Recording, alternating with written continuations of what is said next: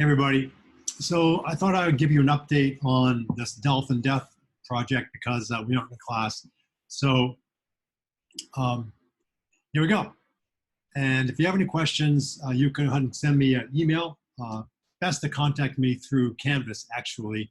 At this point, you can probably overwhelm me pretty quickly with text messages. But the dolphin death project is about this case where we had this thing called an unusual mortality event, UME. It happened in 2013, although it's on the East Coast of the United States, although it has happened actually again in 2019 in the Gulf of Mexico. So it happens every now and again.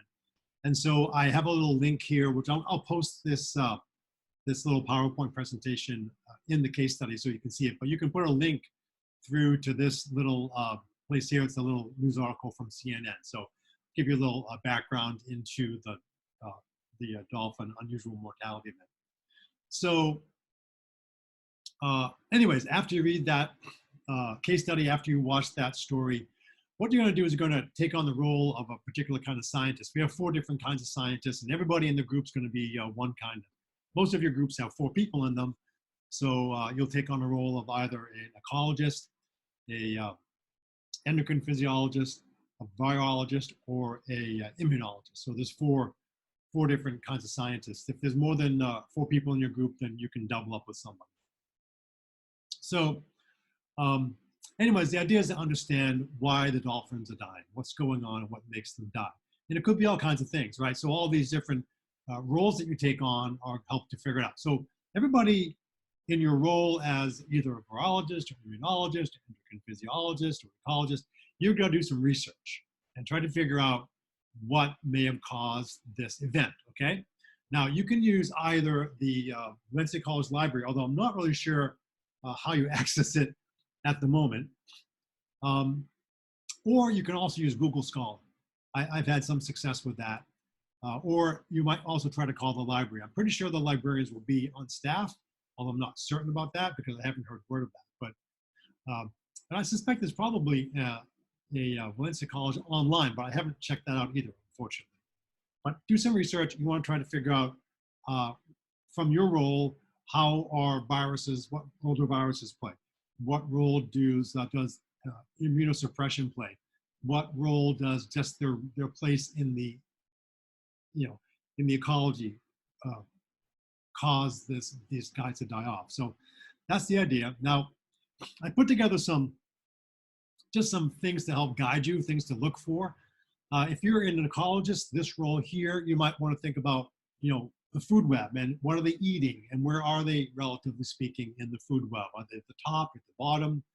What role does biomagnification or bioaccumulation play? So you can look these terms up in the textbook, but bioaccumulation means that these animals accumulate the toxin in their bodies, normally in fat tissue. And of course, dolphins have a lot of fat tissue in the blubber.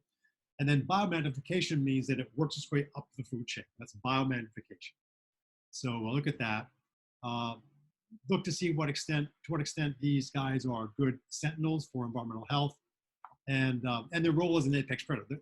Clearly, the dolphin is an apex predator, so that means at the top of the food chain. If you are an immunologist, you might want to look and see what are the different responses that these dolphins have when they're challenged with something like a virus, right? Just like we have this stupid COVID-19, and our bodies, if you had unfortunate luck to catch it, your body is being challenged by your immune system. Now, your immune system goes to attack the virus, just like they would do in the dolphin. But sometimes your immune system gets out of whack, which is why some of us end up in the hospital. It's really because of this kind of overreaction of the immune system. So think about that and how that works in the dolphins. And also think about the idea of immunosuppression. So immunosuppression is when the immune system isn't working well for different reasons. So what role does that play? Are the dolphins sick? Are they starving to death? Do they have any good food? Are they exposed to the chemicals themselves? Reduce their ability to fight off infections. So those ideas. Endocrine physiology would be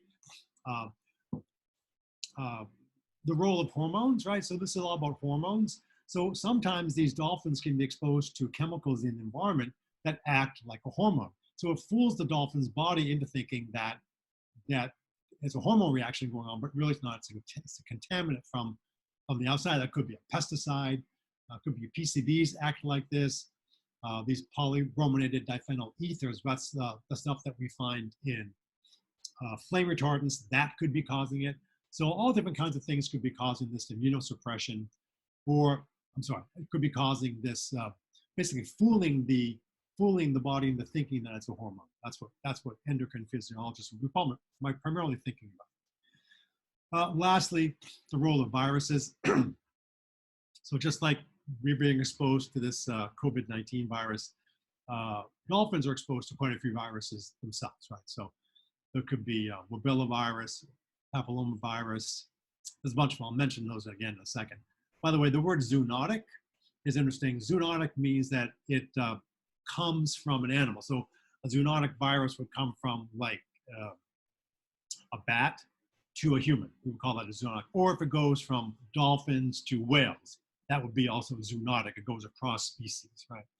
So think about, just like we think about COVID-19, how does this, how virulent, right? How easy is it to catch? How does a dolphin give a virus to another dolphin? Good question, right? Do they come up out of the water and spit at each other? I don't know. So that's some research you guys could do.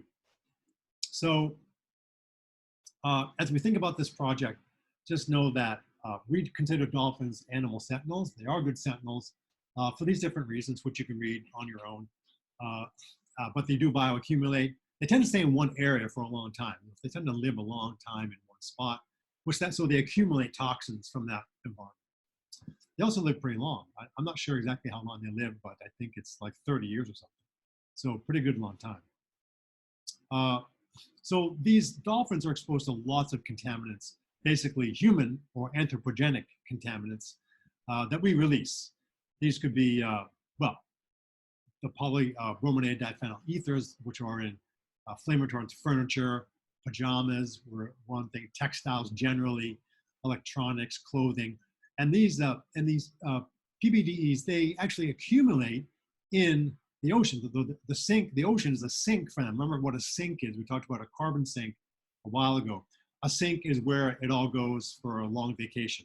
So the oceans are a sink. They end up there. And then, of course, the dolphins are also a great sink for PBDEs and really any lipophilic compound. When you get to in this chapter 8, one of my lectures, we talk about lipophilic versus lipophobic chemicals. And so ones that like fat are lipophilic. And so these contaminants can then cause neurotoxicity, so affect the brain, the thyroid hormone, they can cause cancer. So all these things happen. Also, the other ones would be PCBs and then perfluorinated compounds. So what's a perfluorinated compound? Well, you actually know one. If you are cooking with a Teflon pan, that is a perfluorinated compound.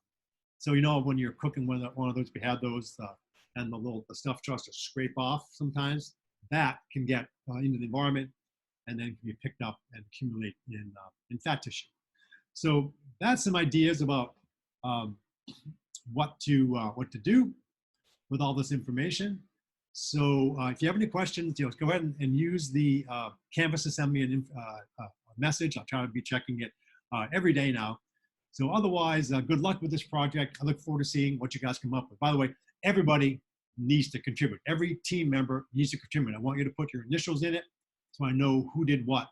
And I'll be giving another lecture in a few minutes, or maybe tomorrow, about how to use some of the technology within Canvas to make this all work more easily when you're separated by distance, right? So everybody, be safe out there, drink lots of water, don't shake hands, stay home like I am, pretty much for the most part, and hopefully we can avoid this coronavirus.